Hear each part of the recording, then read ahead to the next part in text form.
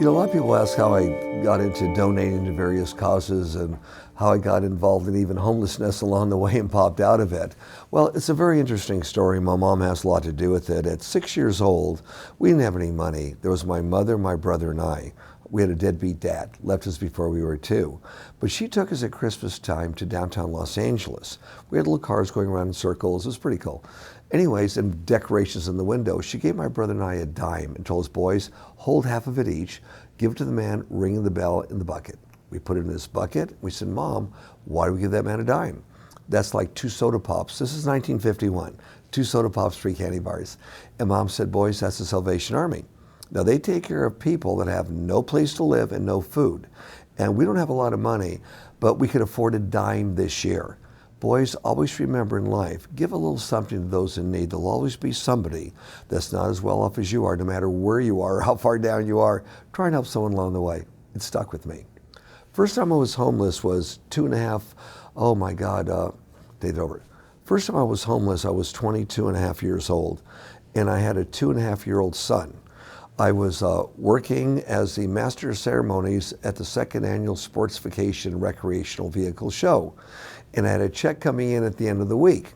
Well, I came home and I drove our own 1 car up to where we lived. And as I was getting out of the car and going up towards our apartment door, my wife, we were very young by, we got married at 20 and 19 years old. My wife was coming down the stairs and she said, I'm going to the store. She took the keys. By the time I got through the door, I saw my little boy, 2.5 years old, kind of just sitting there on top of a pile of clothes with a note that basically said, I can't handle being a mom anymore. He'll be much better off with you. Good luck. Now, what I didn't know also was that she had planned this for a few months. She had not paid the rent for a few months and kept the money, and I didn't know that. She wiped out what little we had in the savings account in the bank and took the only car we had. So unbeknownst to me, 2 days later, I was evicted, completely evicted. Power shut off, the landlord, she just really timed this one. And I had this little kid with me, 2.5 years old, and now I had to be mom and dad, and that was really a bummer. I had no car.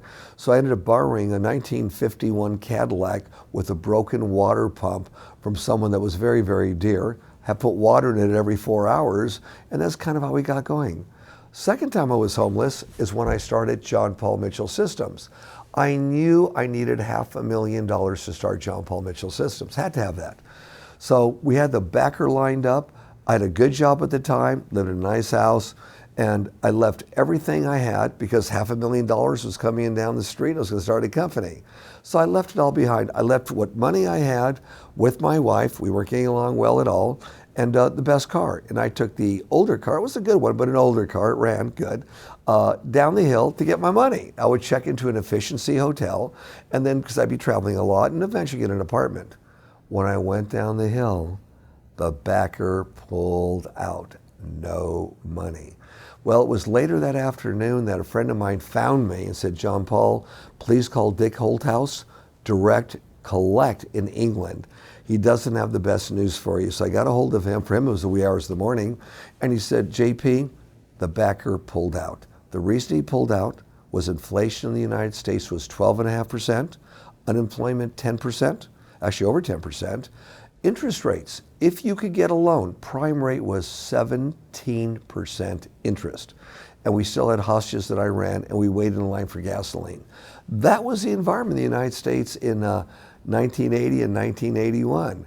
Well, there I was, a few $100s in my pocket, too proud to ask my mother if I could have my old room back for my in the home, and she could feed me for a couple of months to get back on my feet. And I just left my living situation. I was too proud, stupid, but very, very proud. So I went by and saw my mom, and I borrowed a couple $100s from her. I said, Mom, I'll give it back to you.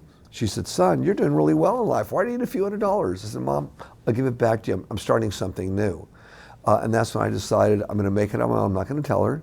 Lived in my car, showered down at Griffith Park because they had tennis courts there with showers in it, and learned how to live off very little and go and sell products door to door. When I was homeless, on my mind was not, oh my God, how did I get here? Who's to blame on this? What was in my mind was, okay, after I cried a little bit, the 2.5-year-old son not knowing what to do, no money, no nothing, my first thought was, okay, I need to get some money. I don't want to go to my mom's house and tell her how bad things are. I need to get money to eat. And we're sources of money. We don't have any money. So I went around collecting soda pop bottles from empty lots. And at that time, a grocery store or any liquor store would give you 2 cents for a little one, 5 cents for a big one. Went around, collected a lot of them, cashed in, and that's how we got the money.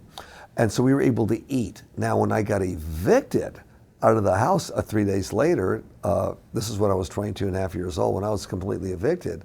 Now we had that car I had borrowed to live in, and we went more towards fast foods that were halfway prepared for you. Those are the early days of fast food, just to eat.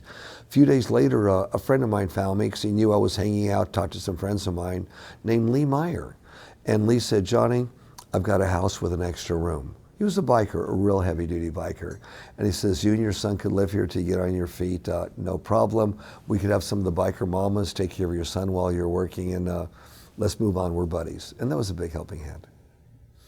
I think whether you have money or don't have money, it's very important to give back, because it's we the people, the individuals, that make the planet better so that this doesn't happen again and makes it better for other people. It's we the people. If we don't help others out and people start going down, then what do we expect as future customers or future people to help us out if we were in trouble? So I feel that every human being has the obligation, pay a little bit of rent for being on this planet, to do something good for their city or their state or their country or even the world to make it a better place to live. Now, if you don't have any money, it's okay. You could volunteer like I do when I have any money at Thanksgiving, Christmas, up at Griffith Park in California, helping feed the homeless, or do something to help somebody else out to make the world a better place to live. Now, who benefits by this?